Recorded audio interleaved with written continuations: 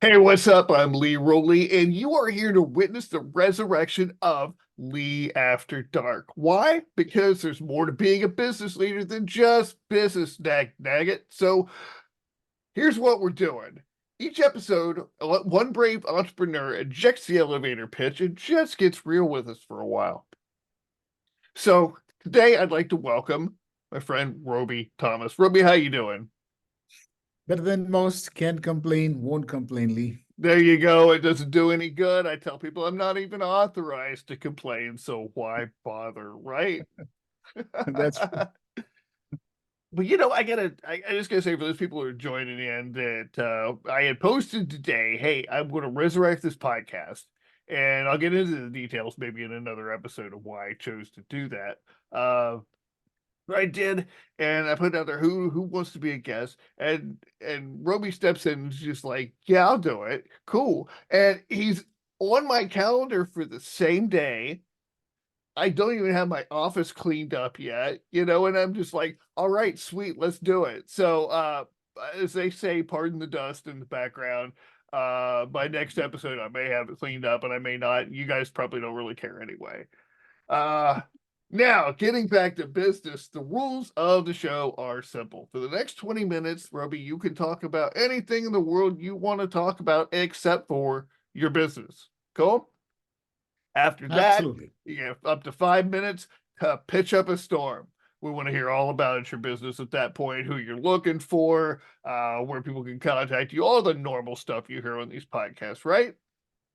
All right, but for That's right. now, we're going to get into the meat of it. And the question is, as always, Roby, what the heck are we going to get into for the next 20 minutes?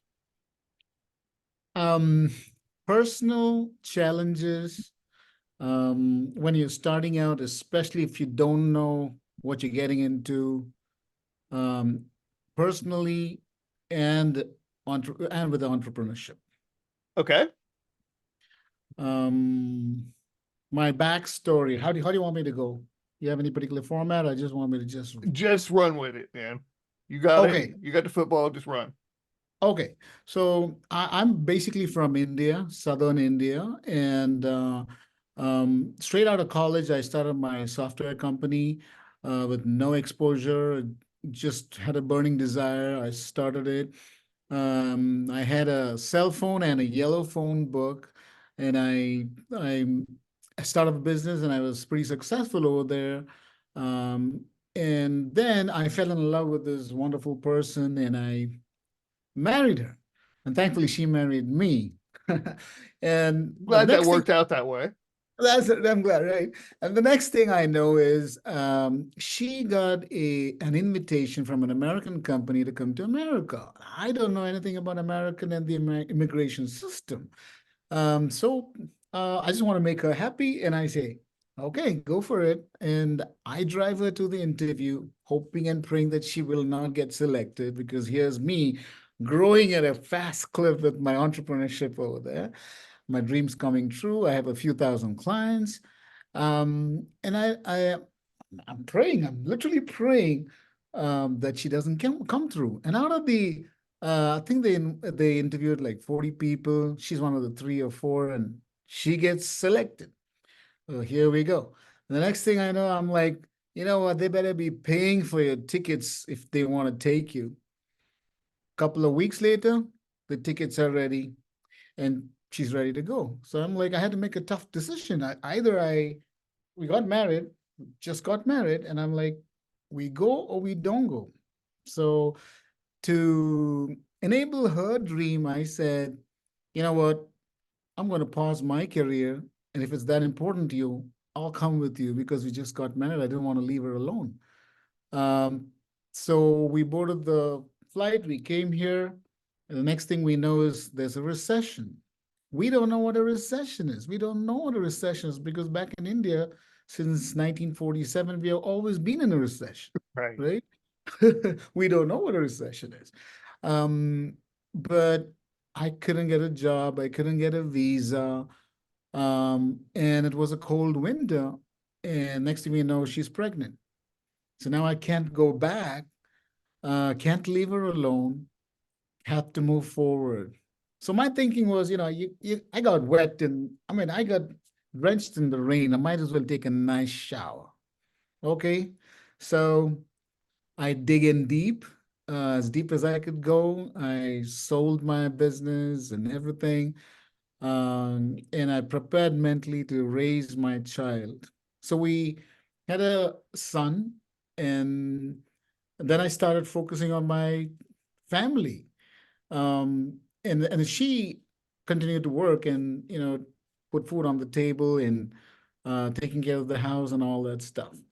A few years later, I had two more children. Meanwhile, I did not have the visa still to work because if you know anything about the Indian, the U.S. immigration and the green card system, there's like a waiting period of like 8, 10, 12 years before you get your green card. Oh wow, that's a That's right. horrendous It's like amount of the time. Yeah, it's like this dark cloud that hangs over you, and you're just in suspended animation. You don't know what to do because you can't invest, you cannot move. You make a move and they could block you. I mean, anything could happen. Anything could happen. True story, there was a small mistake in my name, and that itself took me like 8 months to clear with the immigration. 8 months just to 8 clear months. my first name and last name as, yes, this is me, my first name and last name. So that's how tough the immigration system is over here.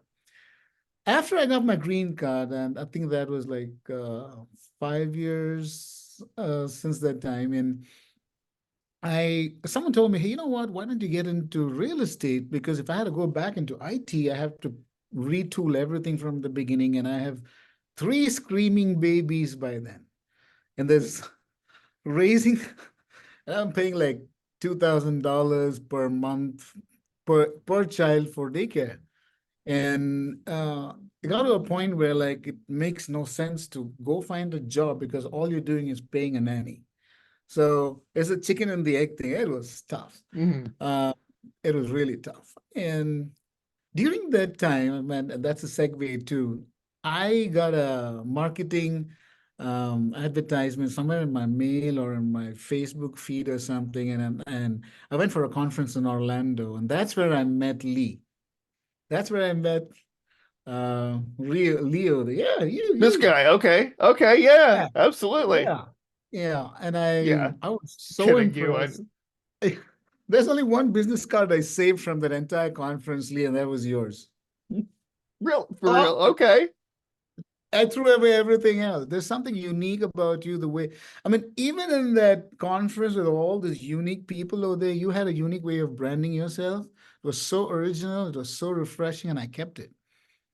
I And there was a appreciate that. raffle. And the other thing was there was a raffle, and I won that raffle. You did. And you promptly sent me that. I'm like, forget about it. But I then you remembered did, to send you the card. you did Wow. send me. And right? I'm proud of Um, myself all of a sudden. Okay. Yeah.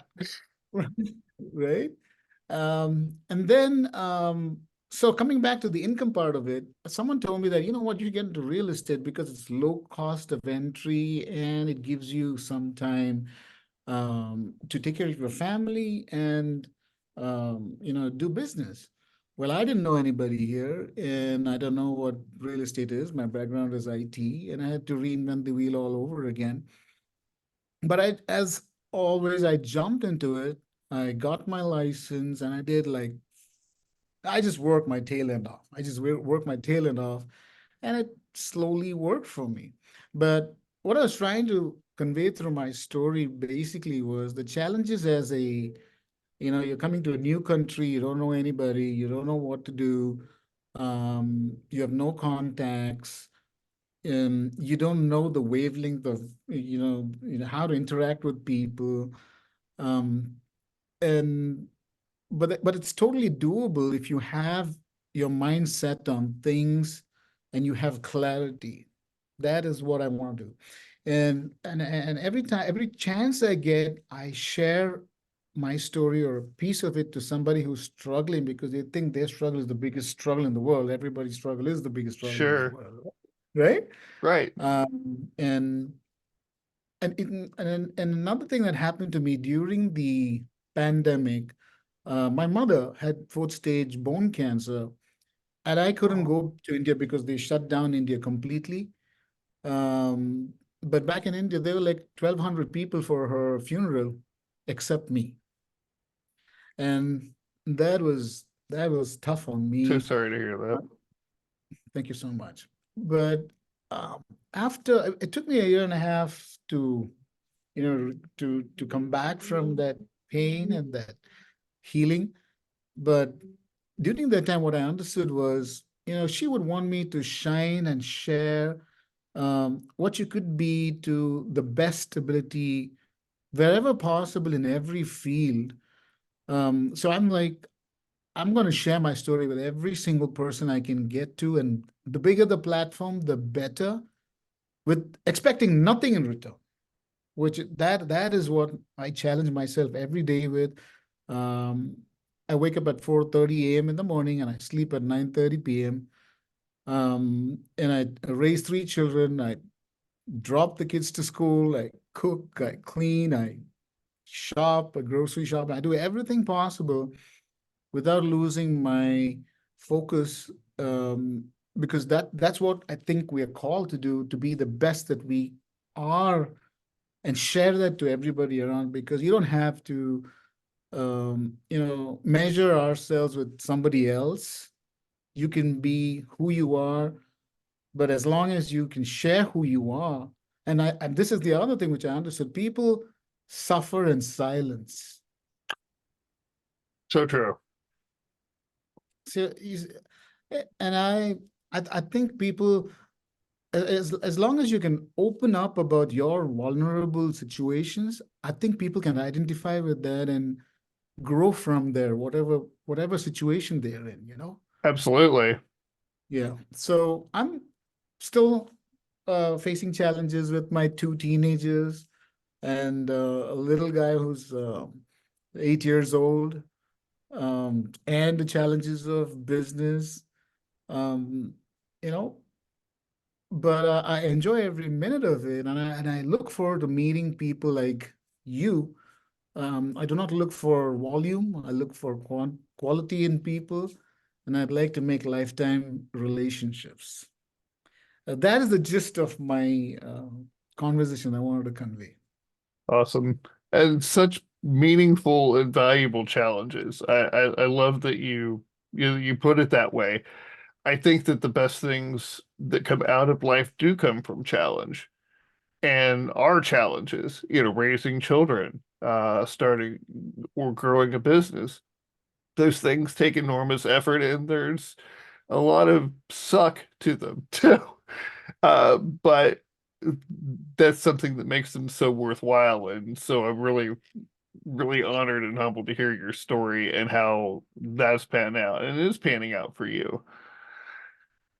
What do you It feel is. like have been the greatest tools for you in helping maintain that mindset and helping you maintain that motivation to be there for your children, to be there for your business, to shine like your mother would want you to shine? I think the biggest tool that me personally that I employ every day is to thine own self be true.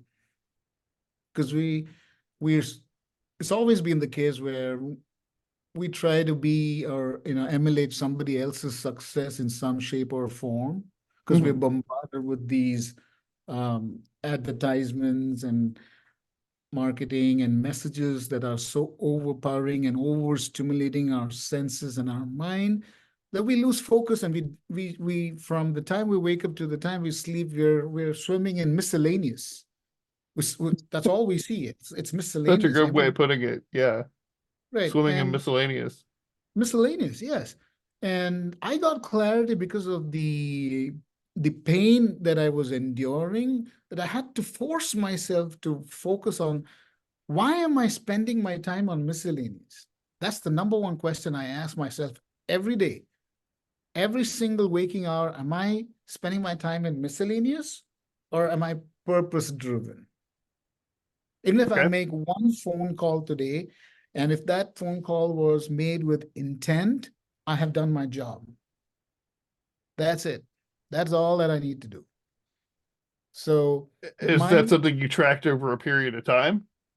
No, actually, I used to think that. See, most of us, we go in search of knowledge and we go to this library called Unlimited, and we're hungry for information and we swallow every single thing that comes our way. And then we go outbound searching for more information, which is also miscellaneous. So, um, what I found is like you don't need too much time to fix that problem. You can do it instantly by asking myself. I mean, I cannot tell somebody what to do, but I ask myself, am I a purpose-driven individual today? That's it. And what happens is the mind will give you the answer and speak to your inner being. Everybody has an inner being, the being that nobody else sees and the being that everybody else sees. Hmm. Everybody sees you for who you are, that you want everybody to see. But you know who you are that nobody else can see in entirety. So if I ask that one question in the morning, which I do every day, um, and I have a system, I have a calendar on the wall, and I put an X on it.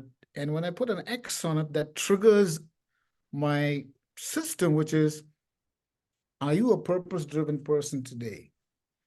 And then what happens to me is like everything zones out, and only the things that need to be paid attention to zone in.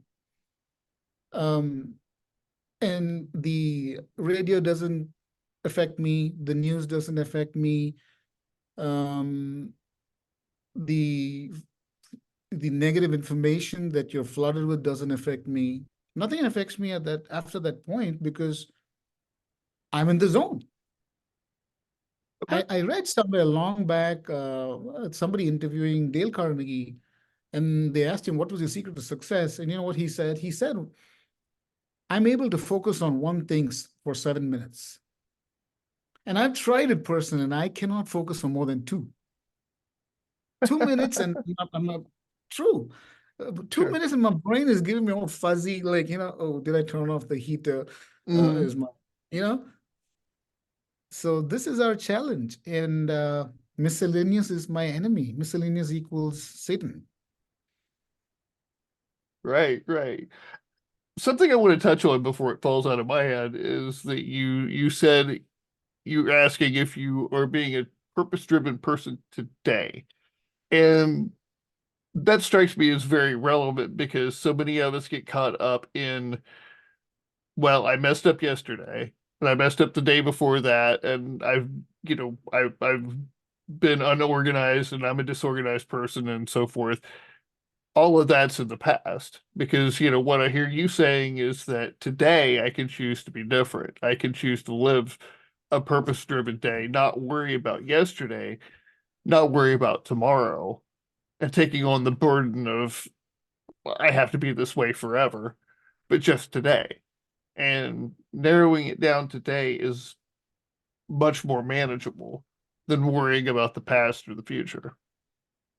Yeah, that is true, especially because I finally come to the understanding that even with that thought process, the second I say now, I'm already in the past. Right. So I, I, I, I strive not to say now, and my mind shifts between the past and the future. And I can't do anything about my past, but I can do something about my future. Sure.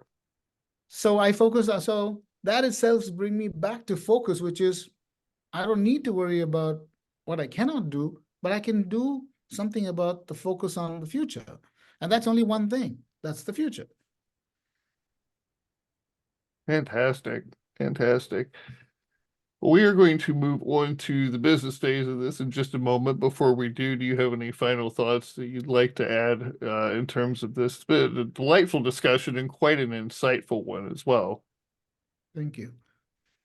What I'd like to add is in terms of being uh, a person who faces challenges every day, which is everybody's challenge, is not to be afraid of anything. the most peaceful place is in the eye of the storm.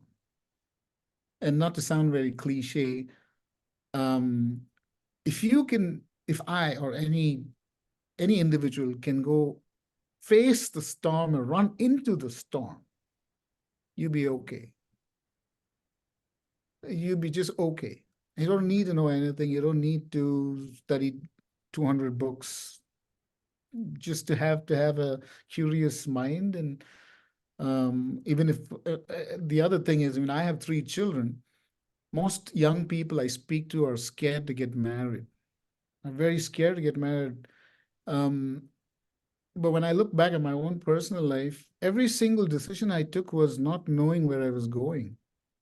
And looking back, even to the last few years, uh, we didn't have insurance when we had our first child. We had no visa. I mean, the visa most people come here with a 3-year visa. We came here with a 9-month visa. Um, I mean, I can go on and on with all the struggles that we've been through, but every struggle was a challenge, and that challenge brought opportunity, and that opportunity built resilience. And I have three children now. I have a home that's not broken. So there is no excuse in my mind to anybody who doesn't want to commit to anything.